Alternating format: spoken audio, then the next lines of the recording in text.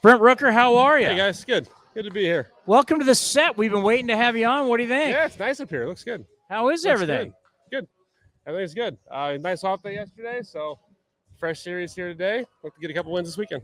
Yeah, 16 games to start early in the season. It is a lot. Just talk about how important it is to get through that and then to have that day, and especially a guy like you have young kids, just to kind of rejuvenate.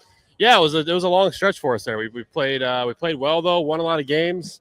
Feel like we got better at those 16 games. So a good little 2.5 week run for us there, and then good day yesterday for guys to hang out with their families, like you said. Spent a lot of time by the pool with my two young ones, and just kind of took a family day to recuperate and recover a little bit. Yeah, I know a lot of people weren't thrilled the way the last two games went with Seattle, and that's understandable, especially with a team that now has expectations. But I think Mark Kotze, after the game, and we've talked to him, it's going to be on here a little bit later on the Mark Kotze show, said, hey, listen, from where we were the last couple of years to where we are now, there's major progress. Talk about that, how you're proud of your guys, too, at the progress being at 20 and 18, far better than what we've seen the last couple of years. Yeah, losing – or the fact that we lost one-run games to the Mariners and we're disappointed because that would have put us in first place is huge steps from where we've been, like you just talked about. Massive improvements from this year, even massive improvements in the first week and the first 2 games of this year. We're happy with where we are. We're happy with the way we're playing. And the fact that our expectations are that high and that we were so disappointed after those 2 losses, I think speaks a lot about our team and where we are as a club right now. Yeah, it's nice to have expectations because it's stuff we didn't talk about the last couple of years, and it's nice to talk about being over 500. That's where you guys want to be. You want those expectations. Yeah, it's fun. Playing big games like that is fun. Really, really caring about winning games and knowing that's our goal every single night is an enjoyable experience. It's a good culture. It's a good place to be as a team, especially with one as young and as inexperienced as we are. So we continue to grow. We stay on the track we're on. I think we're going to like where we're at the end of the year.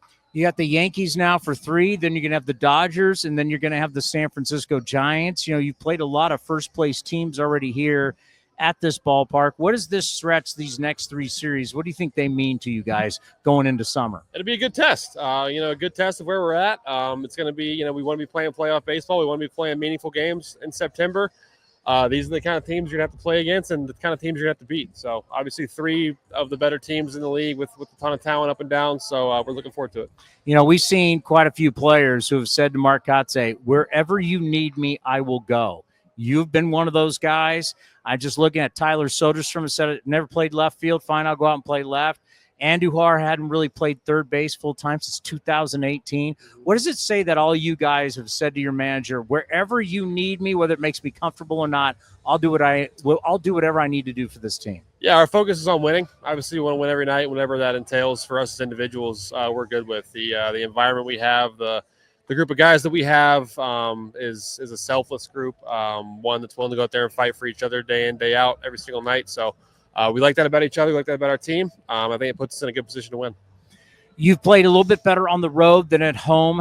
You feel like you're starting to get a little more comfortable here at this ballpark? I think so. I think we're also just getting better. We played some really tough teams at home early in the year, obviously, and we're a better team now than we were a few weeks ago. So we like where we're at, like I said, and we think by the end of the year that the numbers at home are going to look pretty good. How are you feeling offensively? Feel all right. Making progress. Obviously, just trying to get better every night, do what I need to do to produce and help us win games. Haven't been quite as good as I would like to be yet, but have still managed to find ways to be productive. So I like that. I like that for myself as far as the fact that I feel like I've been all right despite not feeling my best. Just kind of waiting for everything to click and go on a run here soon, which I think is coming. May is kind of when you get it going. If we look at especially like last year is when May is really where you took off, and it seems like that's kind of the direction we're going right now. What is it about May? I don't know. I don't really care when it is as long as it happens. So I'm going to keep doing my work, trusting my process, knowing that if I keep doing what I do, that the hot stretch is going to come, and I'm excited for it to happen. When we talk about lineup configuration, where do you think you're most comfortable? Where do you like to hit best in the lineup? 2, 3, or 4 is good with me. It's kind of where I've been this year. Obviously, wherever Cots needs me, wherever he thinks is the best 9 out there, I'm good with.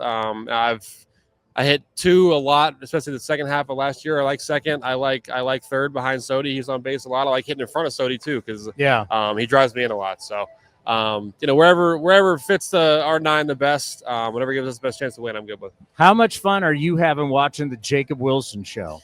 It's a blast, man. It's we kind of talk about it in the dugout, but I don't think any of us have ever seen anything quite like what he's doing. I mean, it's to go out there and just kind of slap the ball around at will, kind of place it where he wants to get those hits is really impressive, especially as a kid as young as he is, as inexperienced as he is. He makes it look pretty easy, and it can be frustrating to watch at times because I'm trying to do the same thing, and I know it's not as easy as he's making it look. So I'm glad he's on my team.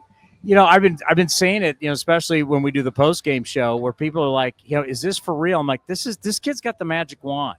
You're seeing it on a daily basis. Forget me telling everybody. You tell them this is the real deal. Yeah, it's real. It's the bat to ball skills are as good as there is out there. I mean, he did it.